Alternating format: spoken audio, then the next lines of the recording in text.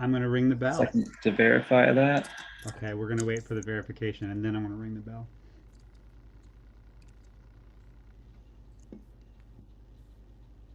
And we're live. Okay.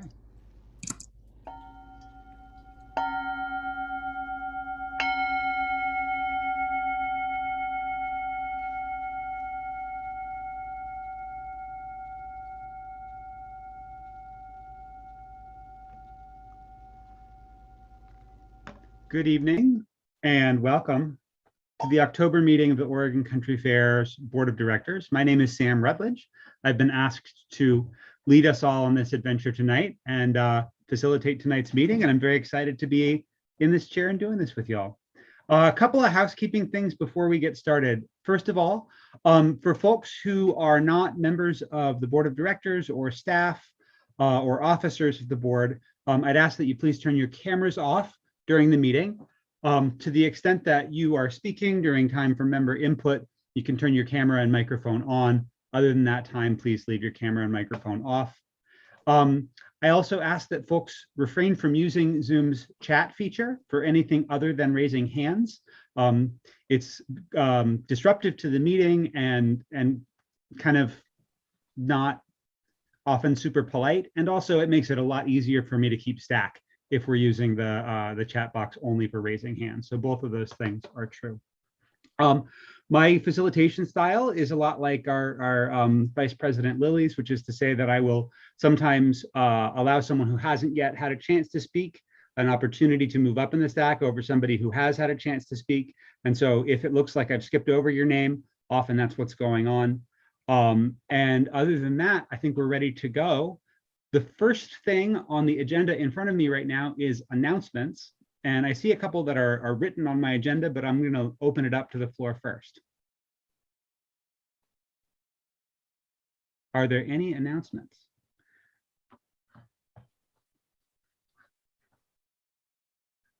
I'm not seeing any. I will go ahead and read out the announcements that are on the agenda. October 16th, 2021 is the Country Fair's annual membership meeting, which will be held virtually again this year. October 18th, 2021 is the board's working assembly on the DEI consultants recommendations at 6 p.m. That'll also be held virtually. On October 23rd, 2021, ballots in the Oregon Country Fair election will be due by 8 p.m. at the Country Fair office, 442 Lawrence Street, Eugene, Oregon, 97401. Ballots received after this time will not be counted, so a postmark does not count. It has to be in person, October 23rd, 2021. And October 24th, 2021, ballots in that election will be counted and results will be posted on the .net site. All of those dates, times, and locations will be listed on OregonCountryFair.net. So if you missed me as I was rambling them off, you can go find them there. And I see a hand for announcements, John Pincus. Yes, I just wanted to remind folks that in this time, the Well Hall's Board of Directors annual, or the Well Hall annual membership meeting is coming up, at which the Board of Directors will be elected and the budget for the year approved. And folks who may want to run for the board of the Well Hall need to be a registered member 30 days in advance of that. So the meeting is November 14th. So 30 days prior to that, you have to be a member in order to run for the board. Thanks a lot. Thank you, John. I see no other hands for announcements. So unless there is another one, Lisa Cooley, I see your hand in real life, and I also see that there's another one has come up. So Lisa, you'll go ahead first. I'm sorry, I had to raise my hand because okay. I'm working off my phone and my computer. I just wanted to remind people to be really attentive to teenagers during this time. Things have been really difficult with teenagers, and there is a hotline for suicide and help for kids and people to talk to. So if you could please remember this number, it's super easy. It's 1-800-923-HELP, HELP. And just because I know a couple of cases in the 4J system already. I think it's super important that we spread the word as adults and be responsible for open communication with our children. Thank you, Lisa. Next up for announcements is Kevin, and I apologize, Levy or Levy? Levy. Kevin Levy. Yes, Sam. Thanks. Thanks, Lisa. It's awesome. I have teenagers as well. That's a great message. Nope, just wanted to remind everybody that I am a write-in candidate and that I'm looking into doing some buttons, maybe like some Vote for Kevin buttons, and we're gonna try and turn it into a little bit of a fundraiser to kind of redistribute back to the fair. So I just want everybody to keep an eye on that, and we'll hear more from me this week. All right, thanks everybody. Thank you, Kevin. Heidi? Hi, I just wanted to remind people that if they haven't received their ballot yet, that they can email elections@OregonCountryFair.org and see, maybe we can figure out why. And I hope that the candidate forum will also be on the .net site soon. Thank you. Thank you, Heidi. AJ? Yeah, I just wanted to remind folks that the Eugene Saturday Market is still open every Saturday from 10 to 4. We are going to be going through the November 13th date before we move indoors. So come and see us at Saturday Market. Thank you, AJ. Okay. I think that gets us through announcements unless there's another hand that I'm missing. I'm not seeing any others. Giving it just 1 second. And we'll go ahead on for minutes. So is there a motion to approve it's October now, so the September 2021 board minutes? I so move. I heard Paxton first. Is there a second? Second. Sue Theolis seconds. Theolis. I'm sorry, Sue. I've been saying your name wrong for 30 years. And I'm going to get it right eventually. Minutes. So that's moved and seconded. Is there member input on the minutes? I don't see any hands. Is there board discussion on the minutes? Again, I'm not seeing any hands. I'm not seeing a rush to type. Does anyone object to the minutes? Are there any no votes from the board? I see no objection. Are there any abstentions or recusals from the boards? I see no abstentions or recusals. Because of that, the September minutes are approved by unanimous consent. We'll get on now to agenda review, and I'll go over the rest of our agenda tonight. We'll have time next for member input or membership comments. After that, we'll have a staff report from the executive director. Then there'll be the treasurer's report and the potential for budget adjustments or budget items as part of that.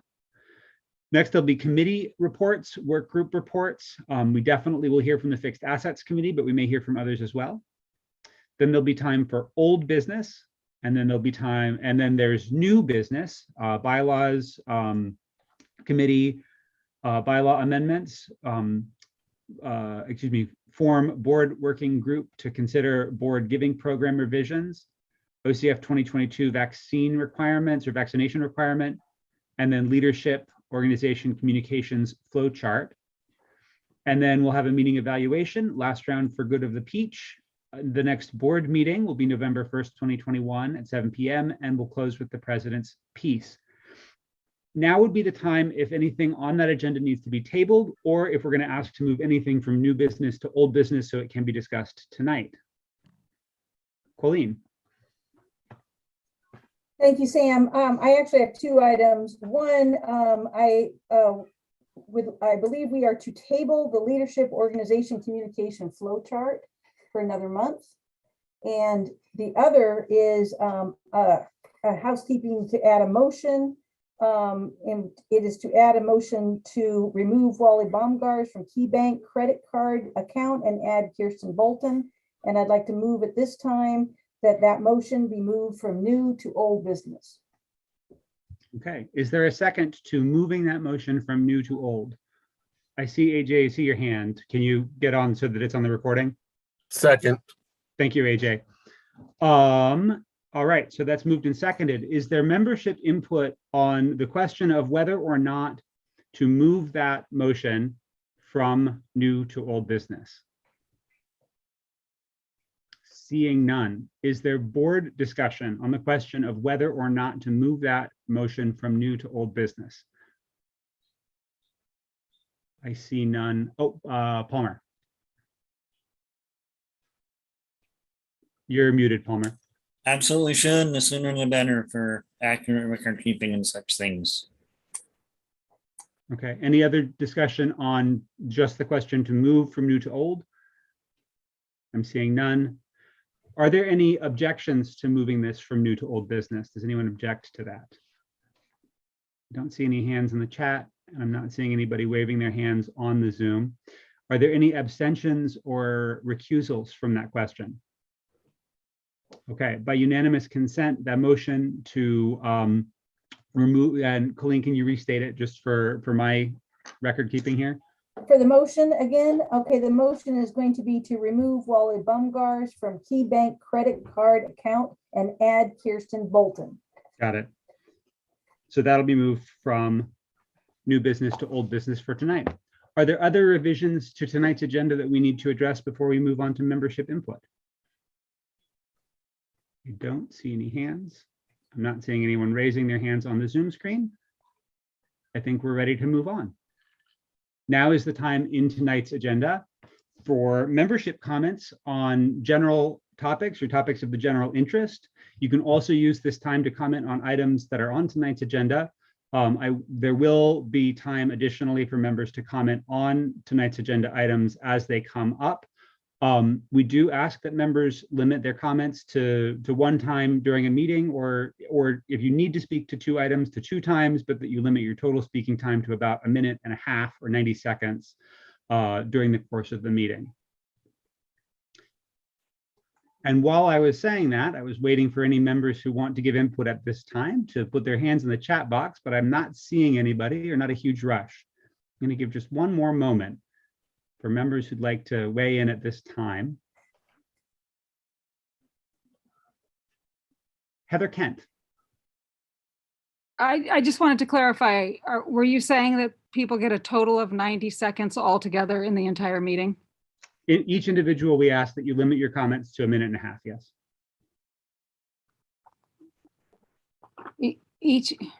We ask that each individual limit your comments to a total of 1.5 minutes during the meeting, 90 seconds during the meeting. All right.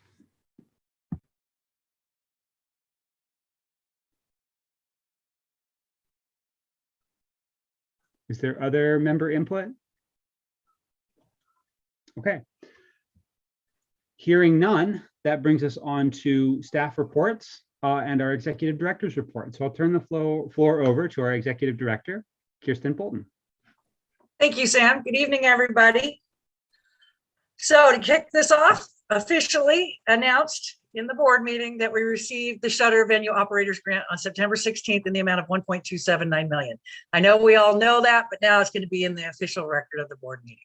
So yay. I wanted to give a shout out to several people who were instrumental in helping get this grant. Mary Callahan for her help with sam.gov. That was a big lift. That was one of our biggest hurdles. Once we got access to it, she updated it, and we were approved within a couple of days from that. Crystalline for working on it early in the efforts around when it first came out, looking into it. Floyd Prozansky for connecting us with Peter DeFazio's office, who then helped us with sam.gov. Dan Whelan, specifically at Peter DeFazio's office, for getting us activated at sam.gov. Couldn't have done it without them. They helped us kind of move that along. Instead of a 7 to 10 day window, we were done within about 4. Spirit Leatherwood for staying focused on helping on us applying for this. And then also Hillary Anthony for getting it on my radar and working with me to help me get all the documents I needed to apply for the grant. Now that we have this grant, we are going to be required to do a single audit for expenditures over $750,000 in a fiscal year. So that means that 2021, we will not spend $150,000 of the 1.279, but in 2022, we will spend the lion's share of this grant. So in 2023, we will have to be audited. I have reached out for an estimate for what that will cost from Jones Roth, who are the CPA that will do that for us. Moving on to banking, we have accomplished, excuse me, updating signers at Key Bank, Banner Bank, and Columbia Bank. We have 2 more local banks, Northwest Community Credit Union and Oregon Community Credit Union, that we need to update. And then there will be 2 out-of-state banks, Providence and Beneficial, which we'll be working on. I'm still conducting a lot of meetings. I've been meeting with my advisory team, and most board members see the notes from that. I've been meeting with the budget committee. I've gone to a path planning. Excuse me. And I've begun weekly coordinator meetings, continue to attend fixed asset, and still having one-on-one meetings with staff. I want to extend a volunteer appreciation to Heidi Doscher for handling the election this month. So a round of applause for Heidi. Thank you so much, and your team, for all the work that you put into this. And as a reminder, we will have that virtual annual meeting where candidates will be giving an opportunity to ask questions of them. So be sure to attend the virtual annual meeting. Staffing, we've made some changes on the staffing front. Robin Bernardi, who is our office assistant, expressed an interest to go to part-time and handle Culture Jam exclusively. I have agreed to this, and that starts effective 10/1, so late last week. She will continue to conduct fundraising for this event. She will also train the new office assistant. So I have begun recruiting for a full-time office assistant. The job description is on the .net and .org site. We placed it on Facebook over the weekend, and I ran an ad on Craigslist. Additionally, now that we have the Shuttered Venue Operators Grant, I am filling positions that we vacated due to COVID. So I am recruiting for an assistant manager. That job description is as well as on the .net and .org site. The closing date for application submission is October 15th. I'm only running an ad on Craigslist at this time. I'm trying to reduce the expense we put into advertising this. If I find on October 15th, I don't have a robust enough resume collection for both positions, I will consider extending it. But I'm hopeful that word of mouth with this fair, we can find people and spread the word and get some resumes in and add some new members to our team so that we're ready to hit the ground running when the new year rolls around and start working on 2022's events. Database, I did meet with the database team, Jim Reed. That was very, very helpful and educational. They are working hard on developing a new database for us.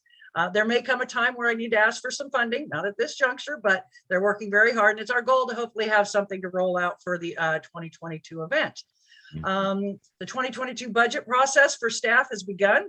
That Culture Jam, we finished it up today. I'm already working on my general management. I'm meeting with Shane and Crystalline to work, and Mary this week, to work on their budgets. So we're knee deep in budget season, so that's great. It was brought to my attention that the board packet normally goes out 7 days in advance, which would be a Monday for a Monday meeting. I have requested that we move it to a Wednesday. This week it went out a little late because we had a couple other things get in the way, but I wanted to make sure that Wednesday was an okay date. The reason why is that gives us Monday and Tuesday in the office to collect any last minute committee reports and things like that. So if there, there was a little concern that there was a motion that said it has to go out, 7 days in advance. And I want to make sure that sending it out on Wednesday is okay with the board members. Can I get a thumbs up if everybody thinks Wednesday is sufficient? Wonderful. Then expect to see it on Wednesdays, guys. Sorry, it went out a little late on Thursday, but we will have them out on Wednesdays. Also, finally, was the motion that I asked for, which is to clean up the credit card at Key Bank and remove Wally and add me. And that is the end of my report. Are there any questions? I'm going to hold open for just a moment so that board members can have a chance to put their questions, put their hands up in chat if they have questions. I'm not seeing a rush to type, and I'm not seeing anyone raising their hands in real life. So it looks like you're clear. Great. Well, as you know, you can always reach me either by phone or email, and I can answer any questions you board members may have anytime. Okay. Thank you. And thank you. And that brings us in the time on our agenda to the treasurer's reports. Which of our co-treasurers would like to lead us off?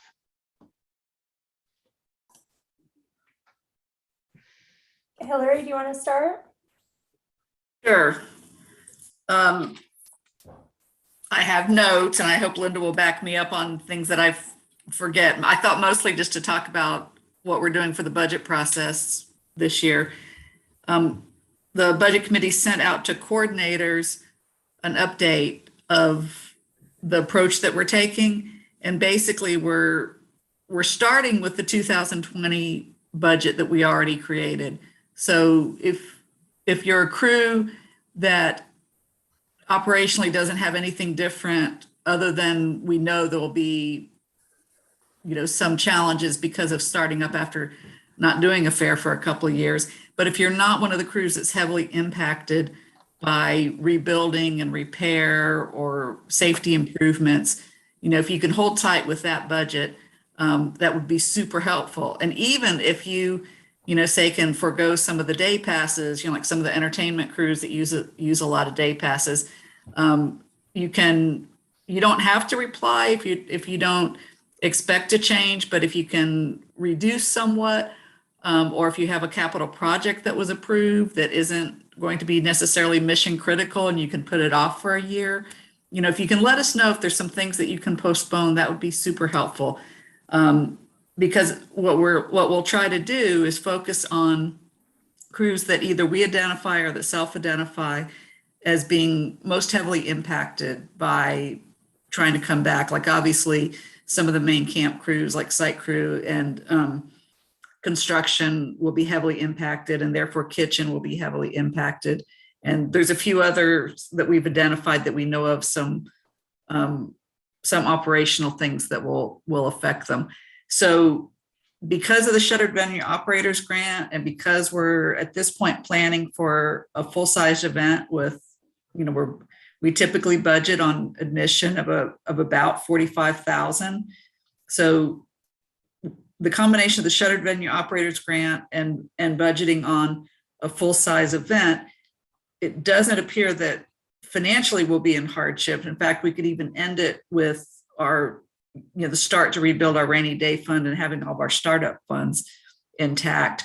But we do want to make sure that we're planning for the changes that we know are coming next year. For example, that getting the staffing situation back to a more normal situation.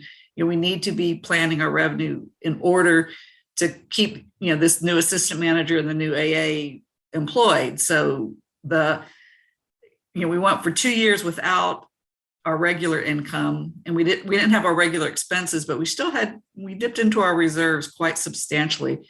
So the Shuttered Venue Operators Grant will be a big help to overcome the amount that we drew down our reserves, but we're still looking at a fair that we're trying to rebuild those reserves, accommodate the amount of changes that need to happen to rebuild and to do the safety improvements and catch back up. Because of planning for a event that's about the size of the 2016 to 2018 event, because we know that there's some, we're going to try to keep the crew sizes where we had them, because we know there's some natural growth in areas, like elders. We're trying to accommodate, and what I think we're going to be discussing is whether we need to have an upper limit on attendance cap based on the entire event. We've had a daily attendance cap, and in order to meet, to dial in our planning to have an upper limit of the total weekend it would be super helpful to dial in with that planning. With the capital projects, I think the biggest question will be, can we get things done? I think that, we don't have financial reasons to not do projects, but we have human power and priority reasons that might make it difficult. If you look at next year's calendar, the fair falls quite early. I think it's like the 9th, 10th, and 11th. So it could be a wet main camp. It could be that we have enough to do that we have a long main camp. So the idea that we can accomplish an ambitious list of capital projects when we probably have a bunch of capital projects that are moving first in line that are things like things that were damaged, safety improvements and things like that that weren't on our radar before. But I think we can just carry forward ones that aren't those rebuild and safety priorities.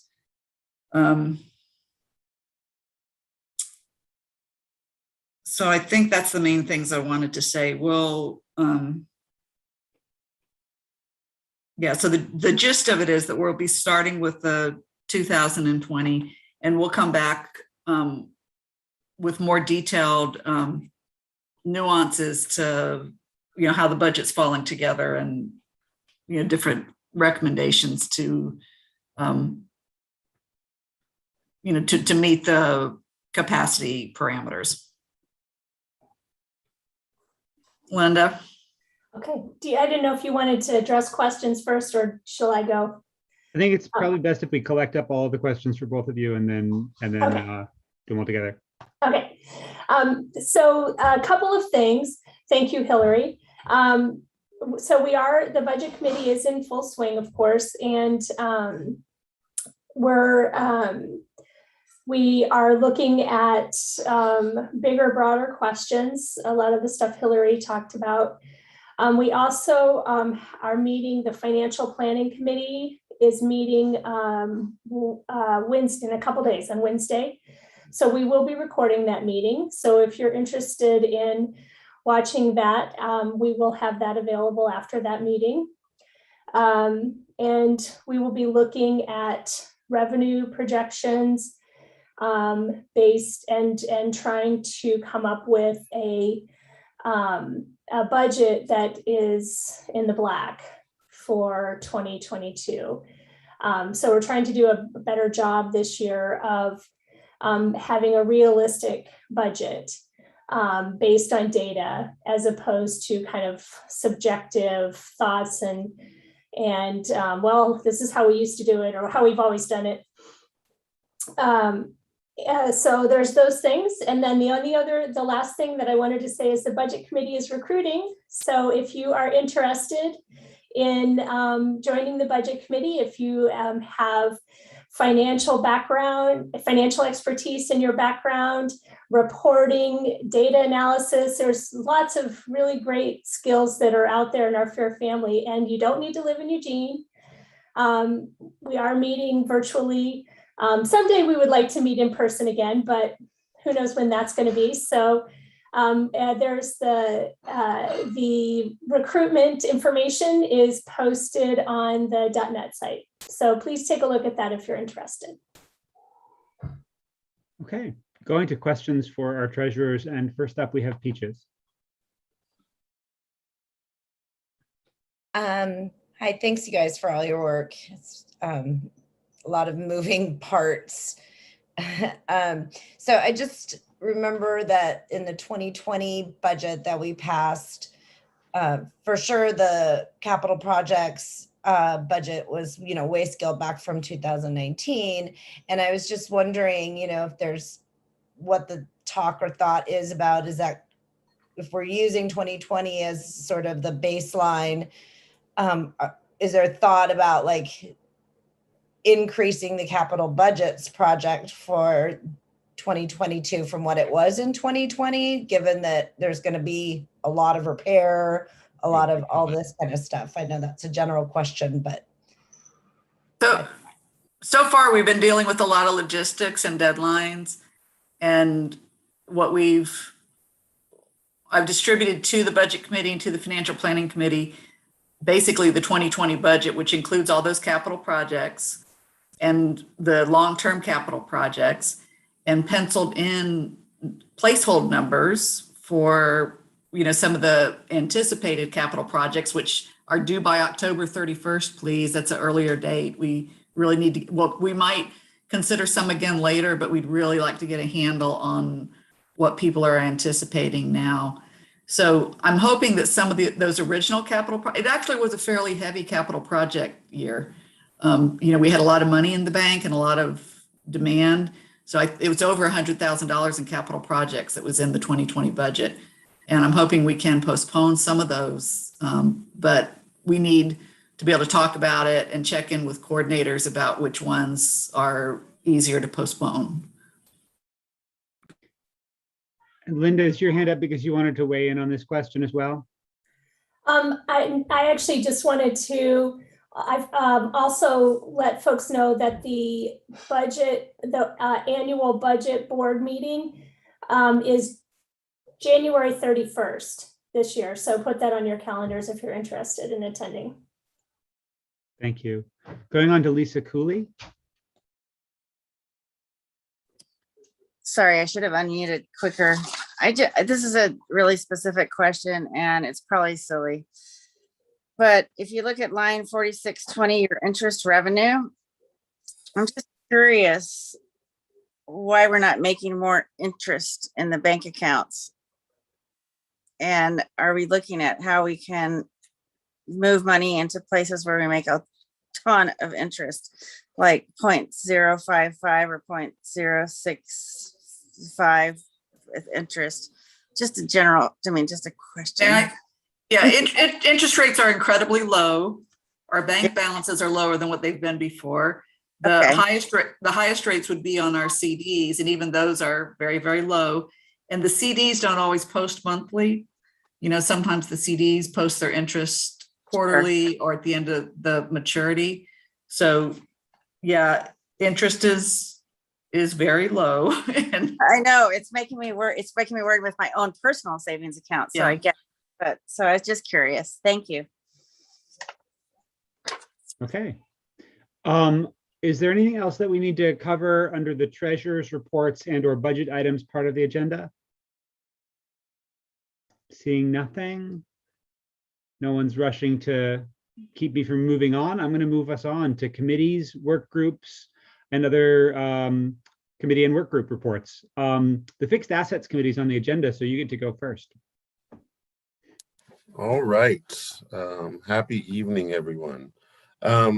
So the first thing out of the box, I want to say a thank you to the board for their passing of the motion last month, and which allows us to go forward with the Outer Limits property.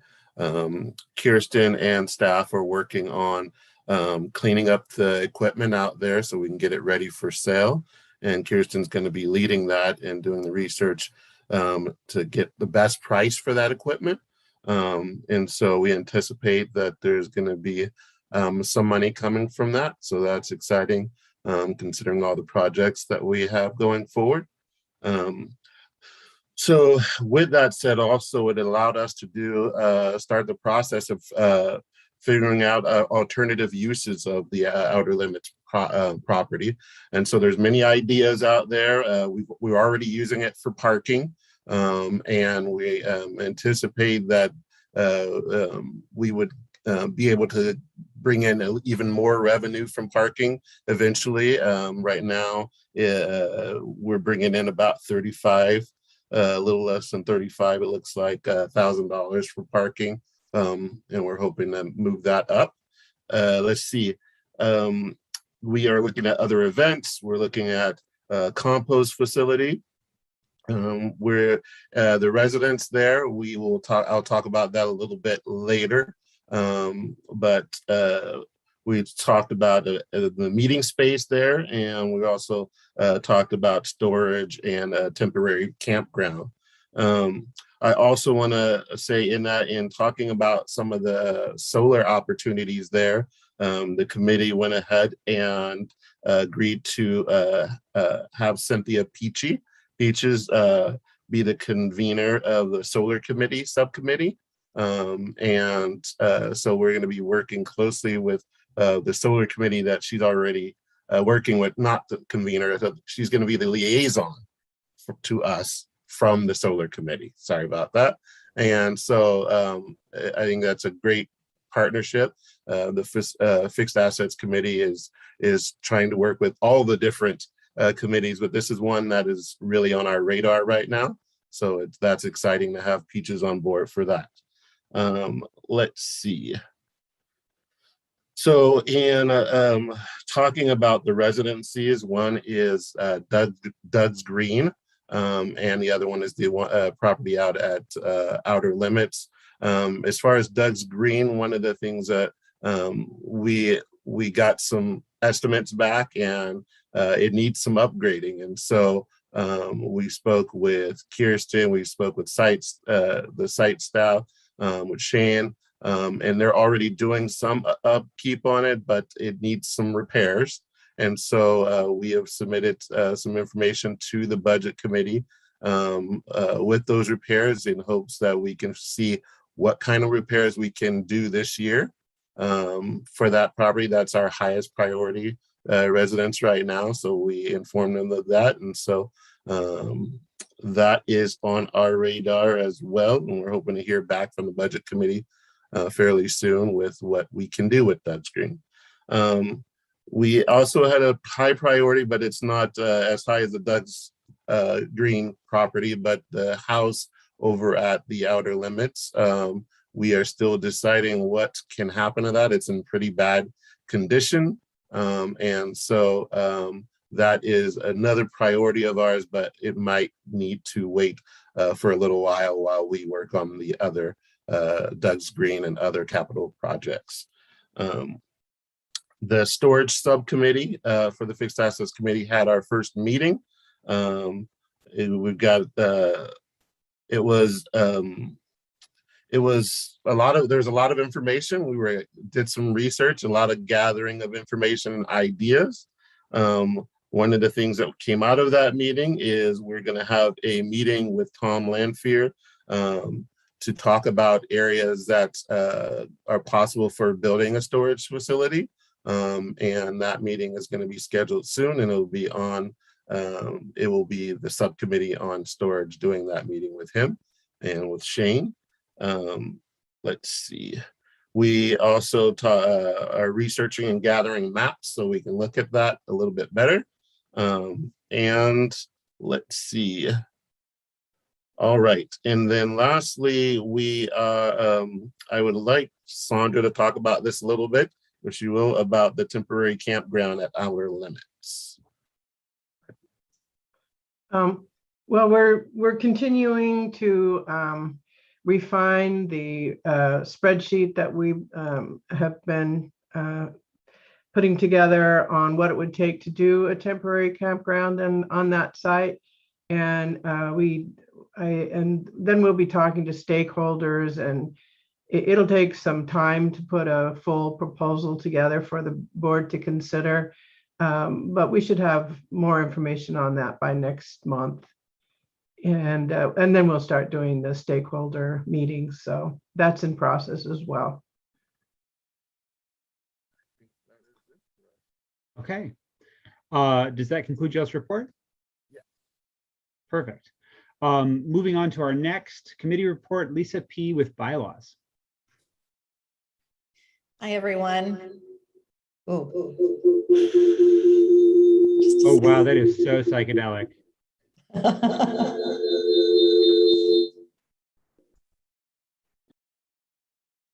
Is it possible that you've got the YouTube window? Okay, let's try this again. There you go. Can you hear me, Sam? It's okay, perfect. Perfect. Hi, everyone.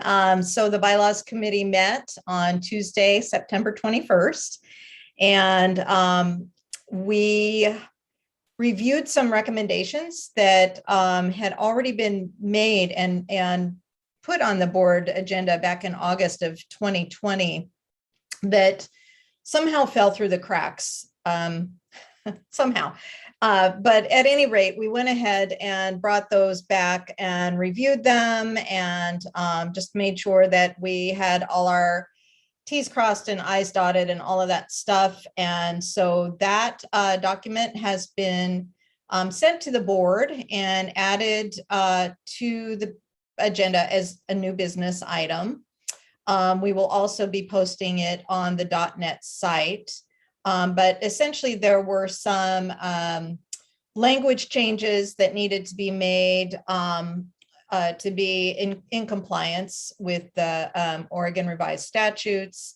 And then there were a couple of substantive changes that were based on questions that we examined years ago when the board tasked us to form a combined elections and bylaws committee and examine election procedures and the bylaws related to them. And we had actually done a survey of the Fair family and got legal clearance on everything. And it just never moved forward. So we're bringing it back up to the top. And so that's on as new business. Then we also took a look at the NAO recommendations that were made in regards to bylaws and made a comparison to the spreadsheet that we have. And there, I think, is just one thing that we haven't gotten to, which has to do with asking candidates for the board to attend a certain amount of board meetings. So that we talked about that, and otherwise we are just continuing our comprehensive review and update of the bylaws. And our next meeting is going to be on Tuesday, October 19th at 6:30. And there should be a Zoom link posted on the .net site. And you can also read our committee meeting minutes on the .net site.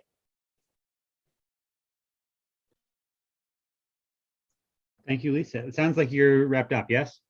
Good. Okay, cool. Going on then to the next committee that I've got, it's Paxton with Path Planning and with Lump. I just actually want to put a mention into Lump's next meeting. The first meeting they've had this season will be October 12th, 6 to 8. There's a time change there for those that want to attend, which is why I wanted to mention it. And I have the, since they haven't been meeting, there is no report. I have the report from September Path Planning. Kirsten joined the committee meeting today and gave a global overview. Officer elections were held. Dean and Colleen were reelected as co-chairs, along with Amy and Kirk as co-chairs to form a 4-person team. Jennifer was reelected as scribe and secretary, along with Otis as co-secretary. 11 members have committed to continuing with Path Planning. The committee is looking to gain 4 additional members to diversify fair representation. A call-out process will be drafted for circulations. Letters of interest are being accepted. A motion on Shady Grove passed unanimously, stating, quote, Path Planning recommends that Shady Grove take a year off and be just for more passive uses, and that the stage nearest the riverbank be removed, end quote, period. Thank you. That's the end of the report. Paxton, can I ask you a clarifying question about that? Sure. The stage next to the riverbank, or the stage nearest the riverbank, can you help me understand what that's in reference to? I'm not exactly sure. I think it refers to the Shady Grove stage. I actually missed the last meeting and I apologize for that. So I think Sue Theolis has an answer for that. Yes, when they talk about that stage, they're talking about the elevated area where it's basically at this point in time where people sit. There's sometimes a piano up there that gets played in the evening, but that's the one that we want to take down. And I want to clarify something else in the report to the election of officers. My understanding, and Colleen can just nod, I believe what's happening is that Colleen and Dean are going to be letting Kirk and Amy have all the secrets of co-coordinating Path Planning, and then they will hand off the duties in January.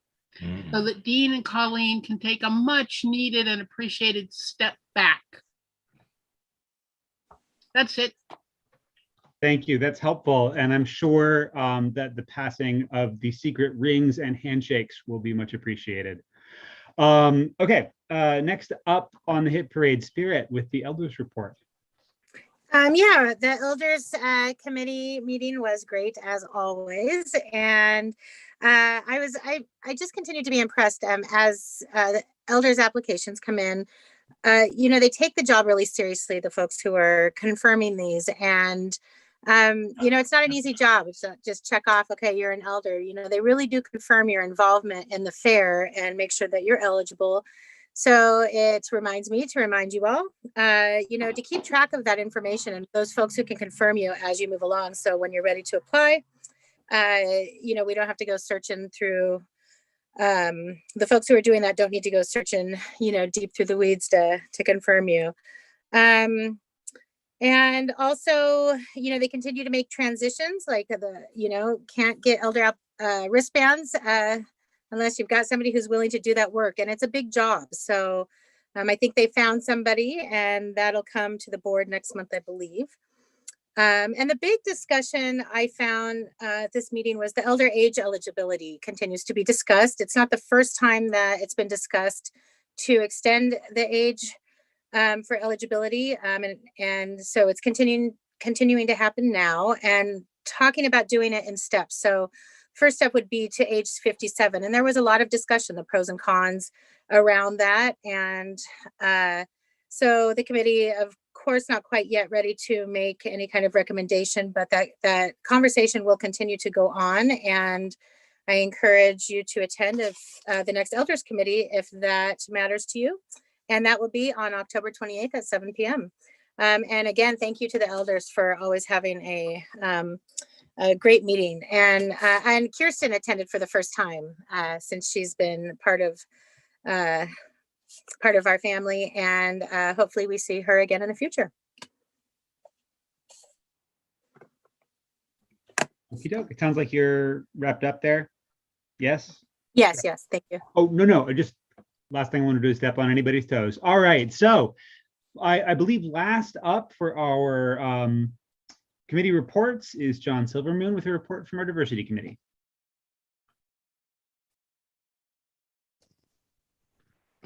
Yeah, the diversity committee, as usual, meets the fourth Monday of the month. Our meetings are open. Just a reminder again, the board work session, we're working on helping with that on the 18th. We're also close to having the census ready to be distributed. We've been going to be working with the survey crew on that, and working with Kirsten on how to get that out to folks.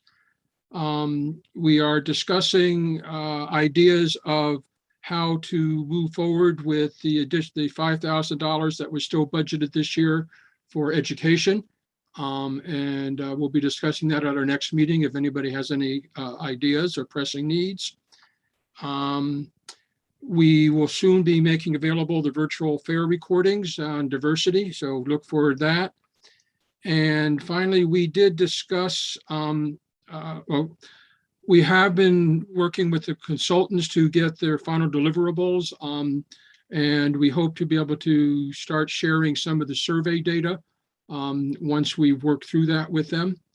And finally, the committee also has spent some time discussing some Facebook posts and some email communications on some of the threads that are, to say very least, very questionable as to being racist. And we would hope that people think twice before they say. And on a personal note, I would urge folks, if you have questions about the committee's processes, ask the committee. Don't jump to conclusions. Thank you. All right. And I believe that concludes us for committee reports. As a reminder, and now and as always, I'm sorry, is that Spirit, is that a question for John? Okay, go ahead. Yeah, John, I went back, I was looking for something. I just wanted to go over something in the diversity committee meeting minutes, and I realized that they're no longer up or they stop at a certain date. And I'm wondering when those might be back up on the .NET site. I actually have a batch of them to send into the office. Oh, yeah, go ahead. You're fine. Okay, good. I wasn't sure if I was muted or not. I have a Yeah. batch to send into the office. So I mean, I should have sent them last week. They were finally approved by the committee. I just haven't got around to hitting the send button. So as soon as I can get them sent off, we should be almost up to date with the committee minutes and Great. meetings. And then, cool, thank you. And then one more question. Will the survey data be ready before the October 18th work session or assembly? I don't have an answer. I don't have an answer for that. We've got a small subcommittee that's going to be meeting to look at that data and see if it's in a format that we can present or not at that time.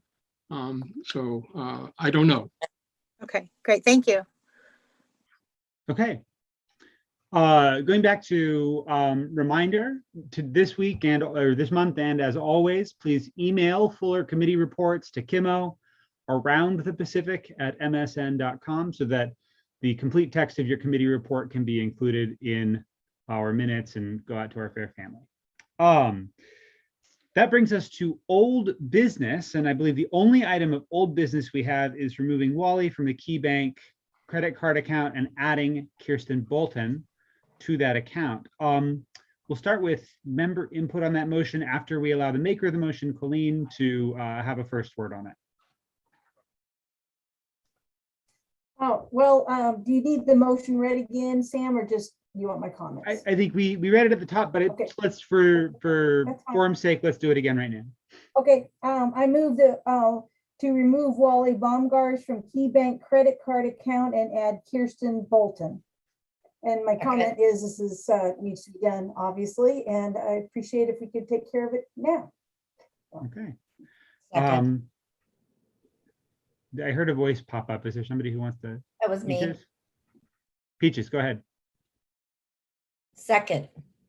Okay, yeah, no, oh yeah, but I guess we do need to second the motion, don't we? Because we just did, I'm sorry, I got super confused because we voted earlier to move it from old to new, and I've done that enough times, I should have it straight in my head, but apparently no. All right, Colleen moves and Peaches seconds, and that brings us to member input.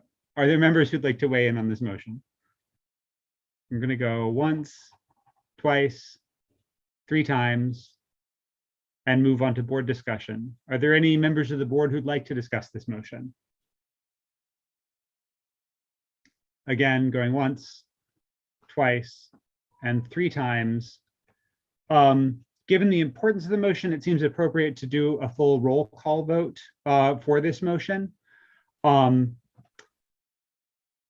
We are all voting members. All of the board members who are present are voting members tonight. And so I'm going to go through and call you all by name in the order in which you appear on my screen. Sandra Bauer. I approve. Colleen Bowman. Yes. Sue Theolas. Theolis says yes. God darn it. Every time. AJ. Approve. George. Approve. Lisa Cooley. Approve. Peaches. Approve.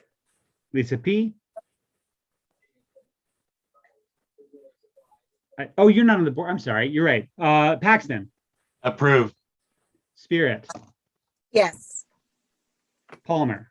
Yes. Okay. I vote yes, and I don't think I've missed anyone unless somebody's got their camera off. Have I missed anyone? No. Okay. So that's unanimous approval. Everyone yes, no abstentions, no recusals. That was our only item of new business. We have several old business, I'm sorry. We have several items of new business, but they won't be discussed until next month. Which brings us to the meeting evaluation. We're done at 8 o'clock. Does anyone have anything to say by way of evaluation, one last round for the good of the peach? John Pincus. Yeah, I'd say when you have bylaw changes even if you think everybody knows about them, your view is small compared to the total fair family. And I would encourage you to give any bylaw changes 60 days between having it as new business and voting on it as old business. Okay, Colleen. Sam, thank you so much. I love your facilitation style. I really appreciate you taking this on tonight, and I thought it was so well done. Even if you can't get Sue's last name right, I think we can forgive you for that because you do everything else so well. So thank you. I'm going to learn it this before the next time I do this. I'm going to get it right. AJ. Yeah, so I wanted to kind of throw a message out to the membership and to everyone here. We are in some unique times, and we have unique personalities that all are interested in the betterment of this organization. And sometimes what that means is we all get passionate about, our opinions and what we see. And we have these discussions, and they're robust discussions. And sometimes they are, they're pretty strong discussions. And so I want to put it out there that it was brought to my attention, and I think it's something that we need to maintain our civility during these conversations. But it's okay for us to have, some robust conversations about these things that we are trying to do with this organization. And so I just want to continue to ask the membership to participate, come to the meetings, come to the committee meetings. When you have a chance to speak, please speak up. We need your opinions. We need to hear from you. It betters us as board members. It betters us as an organization to get your input when we can. So thank you for showing up to all fixed assets committee meetings and other committee meetings. So thank you. Okay. Spirit. Yeah, Sam, I'm curious if are you upset that it's only an hour long? No, I'm happy. I get to Yeah. go hang out with my kids. Oh, good. I'm just teasing you anyway. You did a phenomenal job tonight, so thank you. So that's my feedback on the meeting. Really quick, I also want to agree with John Pincus. I'm hoping we can do 60 days on this next one, just because the bylaws don't come out till, or I mean, the Fair Family News doesn't come out till the third week in of the month, and so that'll give a little bit more time. So sorry, I'm bringing that up right now. I forgot earlier. And thank you, AJ, for your message just now. Okay, I put myself on. So I want to talk about Facebook for just a second, and I'm going to talk in big picture, not just Oregon Country Fair, but I promise you it'll come back around. So this last couple of weeks, some news has come out that said that Facebook's internally knows that their products are really toxic to people and really make people feel bad about themselves, and that they've gone ahead and continued to make those products and put them out in the world in a way that really isn't good for people's mental and emotional health. And I think the ways in which we read about this had to do with teens and the mental and emotional health of teens. But I really want to say that I strongly suspect that also in organizations like ours, the way that the Facebook algorithm encourages conflict and really feeds and stokes conflict is also something that it keeps us online, which is how they make their money. And it keeps us online by making us not like each other. And I just think I've left Facebook twice in the last 5 years, once for about a year, and then I went back, and now I've left again, and I'm not on anymore. And it's like the best thing that I do for myself and for my mental health is when I leave Facebook and I'm gone from there. And hearing that the fights that are happening on there between us as a family are still going on, like I heard a little bit about tonight, makes me just want to say again and again and again, like, please, can we get off Facebook? Can we get fair stuff off Facebook and get it into these fora where we're talking to each other and hearing each other speak and hearing tone of voice and seeing facial expression and not making assumptions about each other. That's my meeting evaluation, which is a stretch. Paxton. I really kind of second that. It was over 10 years, about 10 years ago with Charlie Ruff that we actually entered in a contract to develop a computer working platform for the fair where we could have, online discussions and things like that. And we, were abandoned before the contract could even be completed, but I would love to see some of that picked up. I think we really need our own internal processes for discussion and things like that. And so I encourage us to look forward to do more of that way. But what I really wanted to mention is to make sure that the people knew where they could find the changes that recommended changes to the bylaws. And they're under the proposed bylaws amendments were uploaded to the .NET site under Board of Directors and then Board Working Documents. And that's where you can find the actual information, the changes that we're recommending to the bylaws. Anyway, thank you. And a good meeting all in all, I really appreciate. Okay. Kimo? I would like to give thank you to Mary Callahan for getting the links out to all the fair folks via the blast email. Thank you to Sean, who is behind the scenes and helps us get the YouTube live stream going.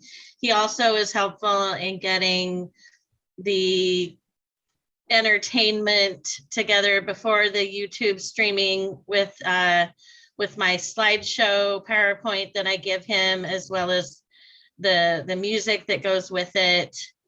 And of course, the folks who helped me co-host, thank you. This is a team effort. It takes a village, and I love you all. Thank you. All right. That thus endeth the meeting evaluation / last round for the good of the peach.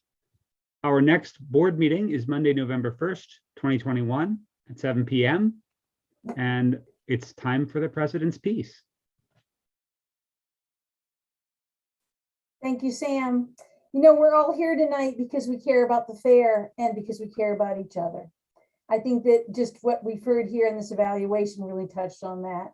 And I basically, Sam and AJ has stolen my president's speech because basically I was going to cover a lot of what they said. So I will streamline it. I have a favor to ask of everyone here and everyone that watches this video.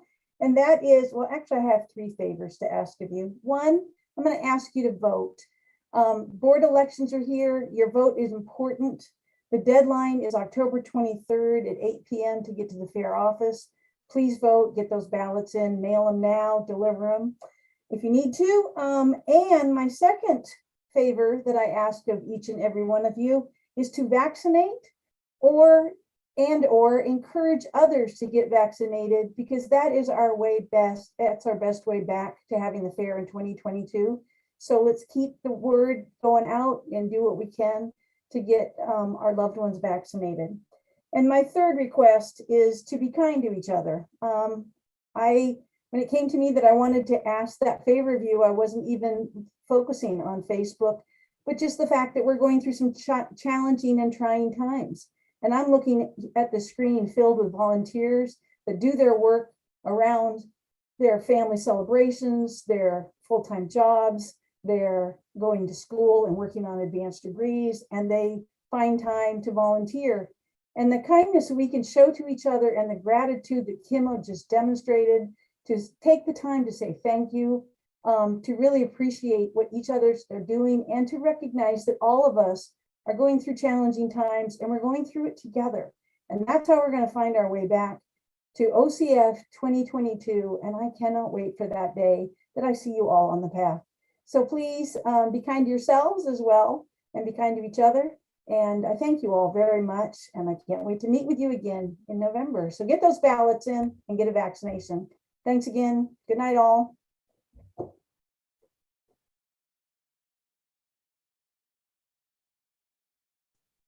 And that's how you do it. That was record time. Wow.